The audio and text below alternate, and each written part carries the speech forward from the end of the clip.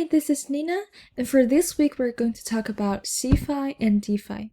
So I chose the topic because it highlights the evolution of financial systems from traditional centralized institutions to blockchain-based decentralized networks.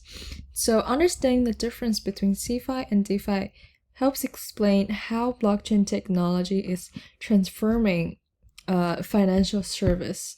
And I found this topic particularly interesting because it demonstrates both the benefits and challenges of removing intermediaries such as banks and replacing them with smart contracts and decentralized application.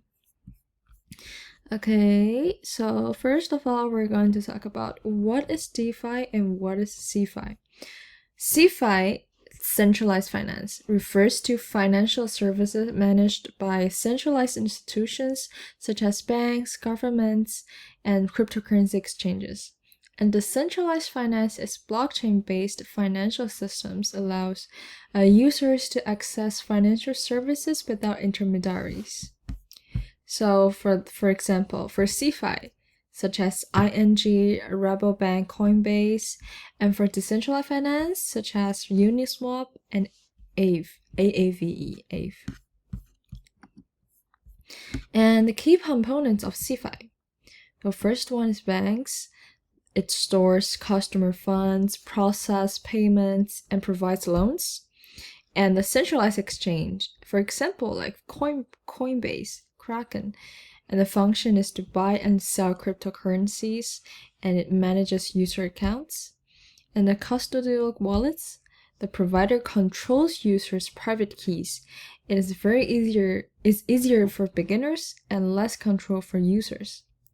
And the regulatory bodies, for example, like European Central Bank, financial authorities, and the functions will be it protects consumers, it enforces regulations, and it reduces fraud. And the main technologies powering DeFi. So the first one will be smart contracts. Smart contracts are self-executing programs on a blockchain. And there is no intermediary required, and it's automatic execution, and it has the transparent rules. And the blockchain networks, for example, like Ethereum's Solana, they record transactions, maintain security, and enable decentralization. And for the decentralized exchange, for example, like Uniswap, PancakeSwap, it provides peer-to-peer trading, and there's no central authority. Okay, so the next one will be this slide compares centralized finance or CeFi with decentralized finance. So the biggest difference is control. It shows in the form. In CeFi, institutions such as banks or centralized exchanges control and manage users' assets.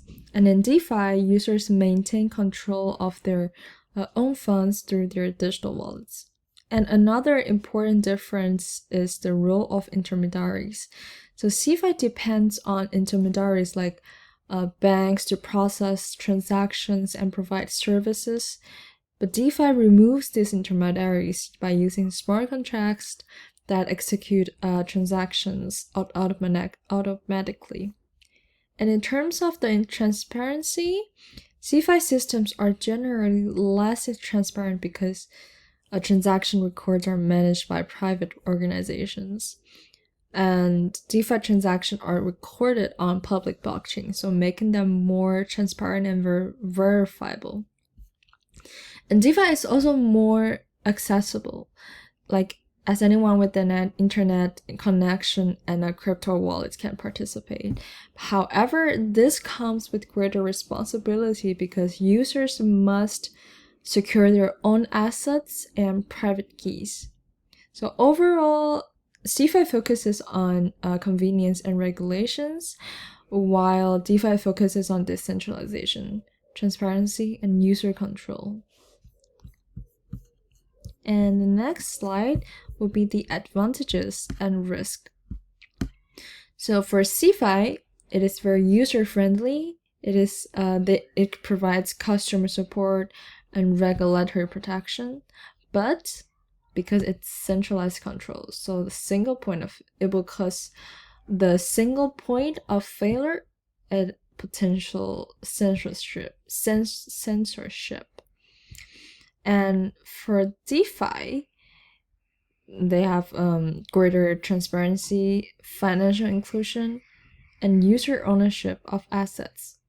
However, in the smart contrast, vulnerabilities, it might be like scams and hacks, and there's no customer support. The user is responsible for their own security. So, in conclusion, CeFi and DeFi both provide financial services but operate differently.